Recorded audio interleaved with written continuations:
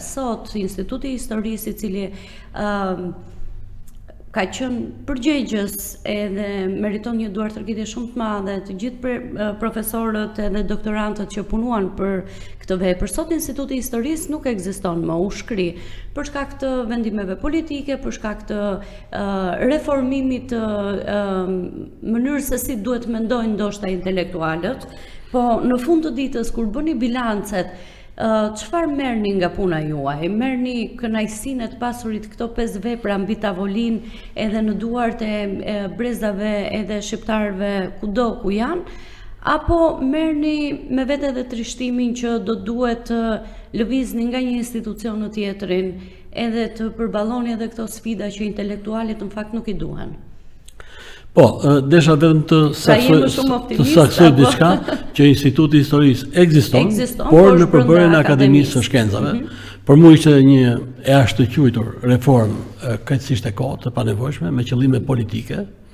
Duhet të theksoj një gjë që është dokumentuar tashmë, debati në Komisionin e Medias dhe të Shkencës të Arsimit Lartë në Parlamentin e Shqipërisë, ku deputeti socialist Petro Koçi shprehet që ne e bëm këtë lëvizje, pra e mbështetëm këtë reformë, si e quajnë ata, për arsye se ne donim ta ndryshonim historinë, donim që historia, siç e thoshte ai, të mos shkruhet në mënyrë balliste, por të ndryshohet kjo, etj. Pra është një shprehje e sinqertë, naive, por e vërtetë ama që pati ndërhyrje të fuqishme politike për ta shpërbërë këtë institucion, dhe kam frikë që historia shqiptarëve mund të jetë një shkak themelor për të shkrirje dhe ndryshim institucionit.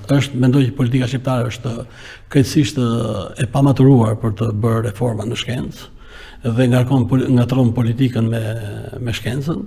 Kjo është për ne është keqardhje, është e dhimbshme. Ne vazhdojmë sigurisht punën tonë, për sa kohë ende na mbron Kushtetuta e Shqipërisë dhe ligjet shqiptare, por goditjet administrative janë aty, prapakrave gjithmonë, dhe kjo është keqardhje, kuptohet, jo më shumë në planin personal, por më shumë në planin e përgjithshëm të interesave të vendit dhe të interesave të institucioneve. Me që të shkojmë duke I forcuar këtë institucione, duke I larguar sa më shumë nga politika, siç bën gjithë bota perëndimore, ne bëjmë shifte të gabuara, të cilat I quajmë reforma, por të cilat në fakt janë antireforma.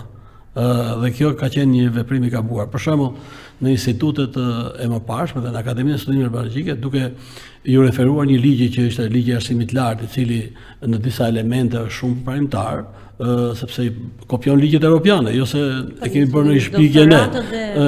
Sigurisht. Dhe për shembull pavarësinë e instituteve nga rektorati I atëhershëm, pra nga instancat më eprore, instituti kishte një pavarësi, sepse kjo pavarësi përkthehet në liri akademike. Dhe nuk kishte mundësi askush të cënonte lirinë akademike të studiuesve. Pra qenë dy gjëra, stabiliteti, pavarësia dhe liria akademike të garantuara. Shiko, kjo lloj ndërhyrje politike tani vend krijon pikpyetje, krijon hije dyshimi.